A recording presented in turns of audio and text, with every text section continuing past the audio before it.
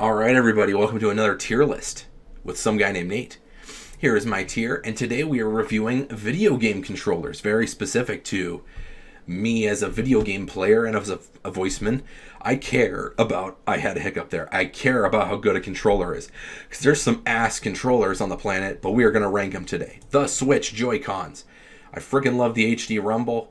I love playing some motion control games with them, like Ring Fit Adventure or Nintendo Switch Sports, but they're still an A tier. 360 controller, pretty damn good, iconic. A lot of people mimicked this control style. It's amazing. S tier. Original Xbox, the Duke. The Duke gets a C because it was really clunky and I don't know what the black and white buttons are. Super Nintendo, S tier. Iconic, great, amazing, feels good in the hands. Reminds me of one of my favorite games of all time, Donkey Kong Country. PS4 DualShock. I really love the touchpad, but you're still an A tier. Very good that they kept to the DualShock goodness of the DualShock 4, but still very eh. The Sega Genesis controller, also S tier. I love that it's the 3-button one though. Or no, it's the 6-button. 6-button goes in B, because next is the 3-button, which is C. You need those extra buttons if you're playing fighting games. The Wii U G-Pad, also B tier. I hated that the battery drinks itself silly after 5 seconds. The original DualShock on the PS1, legendary. Ape Escape, hands down, made that worth it. The frickin' Nintendo Switch Pro controller, goated. You are an amazing controller. I love the Switch Pro controller. I got one right next to my desk, right when I need it.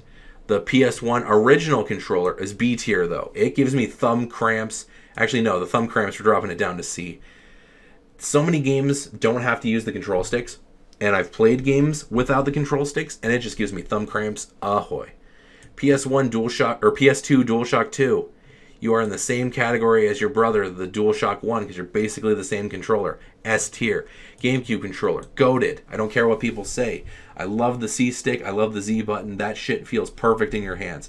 NES controller. B tier. Tops.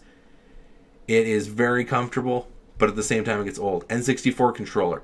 People will shit on me for this, but it's an A tier controller. You can, if you know how to hold it properly. You don't have to have 3 hands to hold it properly. Dreamcast controller.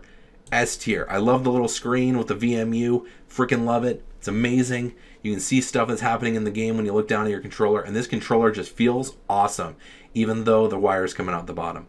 Wii Remote and Nunchuck, A tier. I love the Wii. The Wii is an exceptional console with great games on it. DualShock 3 from the PS3. You're just B tier because even though the DualShock 1 and 2 are here and you added motion control with the 3, you didn't really add anything to the table, did you? I think this is an Xbox One controller. Xbox One goes in the B tier. You just took what you took from the original 360 controller and made it worse. And then finally you got a wired normal PC controller. D tier. That means that I don't have an Ultra Goated. Ultra Goated goes to the GameCube. GameCube slaps. Thank you guys so much for watching this tier list. Do you agree with my list? Tell me in the comments below. If not, I'll see you guys in the next tier list.